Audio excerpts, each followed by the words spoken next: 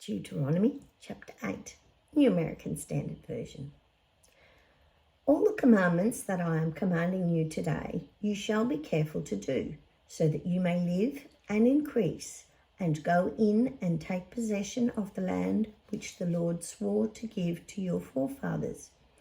And you shall remember all the way which the Lord your God has led you in the wilderness these 40 years, in order to humble you, putting you to the test to know what was in your heart, whether you would keep his commandments or not.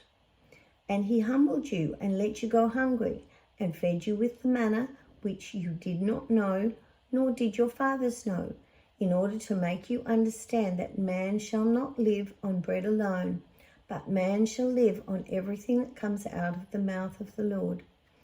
Your clothing did not wear out on you, nor did your foot swell these 40 years. So you are to know in your heart that the Lord your God was disciplining you, just as a man disciplines his son.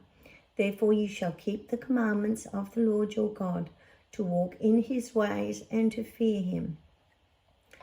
For the Lord your God is bringing you into a good land, a land of streams of water, of fountains and springs, flowing out in the valleys and the hills, a land of wheat and barley, of vines, fig trees and pomegranates, a land of olive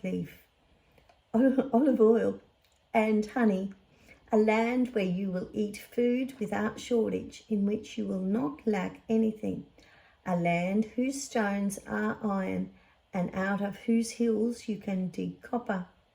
When you have eaten and are satisfied, you shall bless the Lord your God for the good land which he has given you. Be careful that you do not forget the Lord your God by failing to keep his commandments, his ordinances, and his statutes, which I am commanding you today. Otherwise, when you eat and are satisfied, and you build good houses and live in them, and when your herds and your flocks increase, and your silver and gold increase, and everything that you have increases, then your heart will become proud, and you will forget the Lord your God, who brought you out of the land of Egypt, out of the house of slavery. He who led you through the great and terrible wilderness, with its fiery serpents and scorpions, and its thirsty ground where there was no water. He who brought water for you out of the rock of flint. In the wilderness it was he who fed you manna, which your fathers did not know, in order to humble you and in order to put you to the test to do good for you in the end. Otherwise you may say in your heart, my power and my strength of my hand made me this wealth.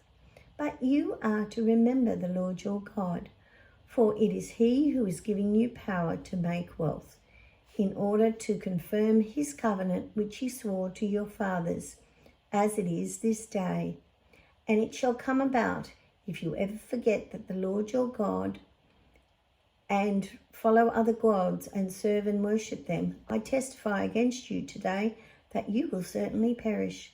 Like the nations that the Lord eliminates from you, you shall perish, because you would not listen to the voice of the Lord your God.